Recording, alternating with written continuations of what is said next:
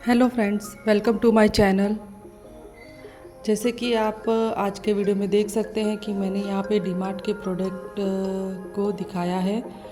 यहाँ पे दिखाए गए सारे प्रोडक्ट डीमार्ट में आपको आसानी से अवेलेबल हो जाएंगे और आज इस वीडियो में मैं डीमार्ट में अंडर 100 रुपीज़ के प्रोडक्ट दिखा रही हूँ। यहाँ पे जो भी प्रोडक्ट है वो सारे अंडर 100 रुपीज़ में है। डीमार्ट की जो क्वालिटी होती है वो काफ़ी अच्छी होती है। मैं बहुत सालों से डीमार्ट के प्रोडक्ट यूज़ कर रही हूँ।